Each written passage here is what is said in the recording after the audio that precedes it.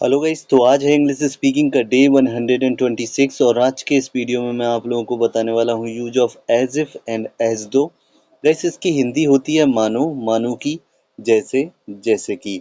और गाइस, मैं आप लोगों को आज के इस वीडियो में एज इफ एंड एज दो के 4 कॉन्सेप्ट बताने वाला हूँ। गाइस, सबसे पहला कॉन्सेप्ट हम लोग देखेंगे, जब सेकेंड सेंटेंस प्रेजेंट टेंस में हो। आगे वाला सेंटेंस किसी भी टेंस में हो, उससे कोई फर्क नहीं पड़ता है। वो जिस सेंटेंस में होगा उसको उसी में बना लेंगे। बाय द वे, सबसे पहले आप वो टेंस बना दोगे। इसके बाद में आप चाहे एज इफ लगा दो, चाहे एज दो लगा दो। और इसके बाद में आप सब्जेक्ट लगाएंगे, वर्ड लगाएंगे, फिर एडजेक्टिव दिया हो या फिर नाउन दिया हो, जो कुछ भी दिया हो उसको लगाएंगे। सेंटेंस के जरिए समझते हैं। वह ऐसे चलता है मानो हवा हो। यहाँ पे अगर देखा जाए तो ये आपका प्रेजेंट टेंस का सेंटेंस है। ठीक है, तो हम इसको बनाएंगे। तो सबसे पहले आगे वाला सेंटेंस बना लो, वह ऐसे चलता है। तो सेंटेंस बनेगा ही वॉक्स। वह ऐसे चलता है। अब मानो, मानो की इंग्लिश चाहे एज इफ लगा दो, चाहे एज दो लगा दो। मैंने एज इफ लगा दी है, ठीक है। इसके बाद में वह हवा हो, आपके हिसाब से बनेगा ही इज एयर। लेकिन गाइस, यही तो सस्पेंस है। ये सेंटेंस बनेगा ही वर एयर। अभी आपको समझ में आया होगा कि आखिर इस सेंटेंस में खास क्या है। जी हाँ गाइस, आप अगर यहाँ पे कोई भी प्रेजेंट टेंस वाला देखोगे तब भी वो पास्ट में बनेगा और वो भी पास्ट में वर लगेगा वहां पे। ठीक है, एक और एग्जांपल के जरिए समझते हैं। तुम ऐसे हंसते हो जैसे कि तुम रावण हो। अब इस सेंटेंस को जब बनाएंगे तो आगे वाला सेंटेंस बना लेते हैं। तुम ऐसे हंसते हो, ये प्रेजेंट में है, तो सबसे पहले इसको बनाएंगे यू लॉफ। तुम हंसते हो या फिर तुम ऐसे हंसते हो। अब जैसे की इंग्लिश लिख देंगे। तो जैसे की इंग्लिश होगी एज इफ। आप यहाँ पे एज दो भी लगा सकते हो, मैं आप लोगों को ऑलरेडी बता चुका हूँ। तुम रावण हो, तो कैसे बनेगा, यू वर रावण। ओके। अभी हम लोग देखते हैं तीसरा एग्जाम्पल। रानी ऐसे नाच रही थी मानो वह एक डांसर हो। अभी यहाँ पे देख सकते हैं ये दोनों जो थे ये प्रेजेंट इंडेफिनिट के टेंस थे। लेकिन यहाँ पे आप देख सकते हो ये प्रेजेंट कॉन्टिन्यूअस टेंस है। लेकिन इससे आपको कोई मतलब नहीं रखना है, क्योंकि आगे वाला सेंटेंस कोई सा भी हो, आपको उसको उसी टेंस में बना देना है। तो रानी ऐसे नाच रही थी, सेंटेंस बनेगा रानी वॉज डांसिंग। मानो की इंग्लिश हो जाएगी एज दो। ठीक है, वह एक डांसर हो।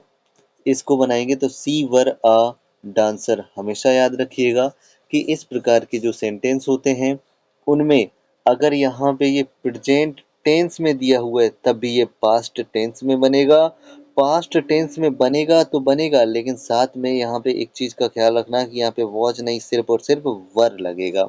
और अब बात करते हैं सेकेंड कॉन्सेप्ट की। तो गाइस, सेकेंड कॉन्सेप्ट है जब second sentence present indefinite tense में हो। अभी इसका सबसे पहले हम लोग मेकिंग रूल देखेंगे। तो गाइस, मेकिंग रूल जैसे कि मैंने अभी आपको बताया कि हमें आगे वाले टेंस से अधिक मतलब नहीं रखना है। वो जिस भी टेंस में हो उसको वैसे ही बना दिया जाएगा। इसके बाद में आपको एज इफ या फिर एज दो लगा देना है अपनी मर्जी से।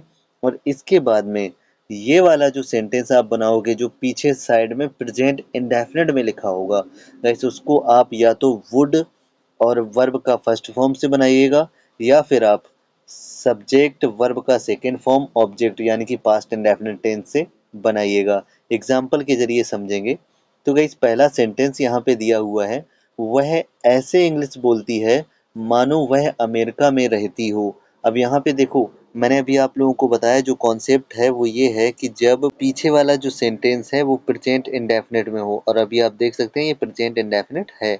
चलिए इस सेंटेंस को बनाएंगे। तो सबसे पहले हम लोग बनाएंगे वह ऐसे इंग्लिश बोलती है, यानी कि वह इंग्लिश बोलती है। तो सेंटेंस बनेगा शी, और शी के हिसाब से स्पीक्स, और इसके बाद में इंग्लिश। सी स्पीक्स इंग्लिश। मानो, मानो की इंग्लिश होगी एज इफ। वैसे यहाँ पे एज इफ की जगह पे आप एज दो भी लगा सकते हैं, लेकिन मैंने लगाया है एज इफ, है ना। अब बना लो ये वाला, वह अमेरिका में रहती हो। लेकिन गाइस, इसको सबसे पहले हम वुड से बनाएंगे। बनेगा she would live in America. और जैसे कि अभी मैंने आप लोगों को बताया कि यहाँ पे आप अगर वुड लिव को नहीं लगाना चाहते हैं तो वुड लिव की जगह पे आप लगा सकते हैं लिव्ड। यानी कि ये दो तरीके से बनेगा। पहला तरीका, she speaks English as if she would live in America. वहीं दूसरा कॉन्सेप्ट होगा, she speaks English as if she lived in America. चलिए एक और एग्जाम्पल के जरिए समझते हैं। उसने मुझसे ऐसे बात की जैसे कि वह मुझे वर्षों से जानता हो। अब इस सेंटेंस को जब हम बनाएंगे तो सबसे पहले आगे वाला सेंटेंस बना लो, उसने मुझसे ऐसे बात की। ठीक है, तो ये वाला देखो पास्ट इंडेफिनिट में है, तो सेंटेंस बनेगा he talked to me. He talked to me. अब ऐसे बात की जैसे कि यहाँ पे हमने इंग्लिश लिख दी है एज दो। ठीक है, वह मुझे बरसों से जानता हो, तो इस सेंटेंस को पहले तो वुड से बनाएंगे। ठीक है, तो ही वुड नो मी, वर्षों से, फॉर ईयर्स।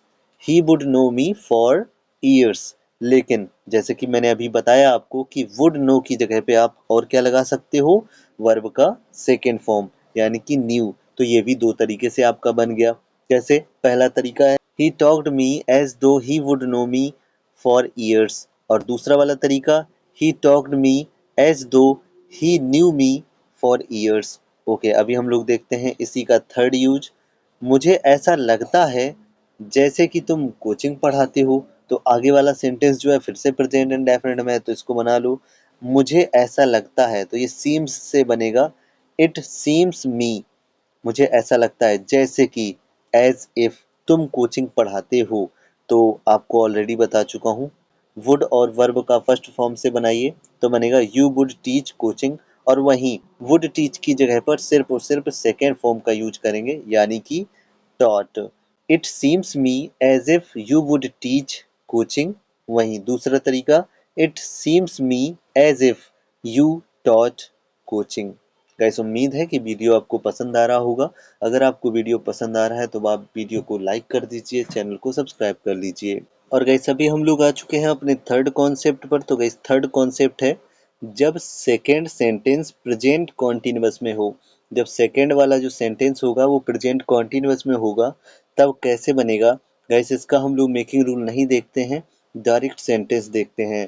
तो सेंटेंस है हमें ऐसा लगा जैसे कि कोई रो रहा हो। अभी आप देख सकते हैं कि पीछे वाला जो सेंटेंस है कोई रो रहा हो, ये प्रेजेंट कॉन्टिन्यूअस में है। तो इसको बनाएंगे तो देखो कैसे बनेगा, हमें ऐसा लगा। तो सेंटेंस बनेगा इट सीम्ड अस जैसे कि, तो जैसे कि इंग्लिश हो जाएगी एज इफ कोई रो रहा हो। तो वैसे तो ये सेंटेंस बनेगा समवन इज बीपिंग, लेकिन आपको पता है कि प्रेजेंट वाले पास्ट में हो जाते हैं, तो सेंटेंस बनेगा समवन वर बीपिंग। ओके, अभी हम लोग देखते हैं अगला। तो अगला जो सेंटेंस है वो ये है, वे ऐसे बोलेंगे मानो आपको चिल्ला रहे हैं।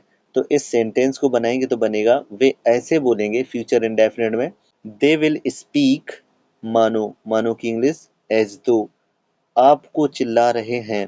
तो इस सेंटेंस को बनाएंगे तो ये बनेगा दे वर रिब्यूकिंग यू। आपको चिल्ला रहे हैं मतलब वे आपको चिल्ला रहे हैं। अगला कॉन्सेप्ट इसी फ्रेम में देखेंगे।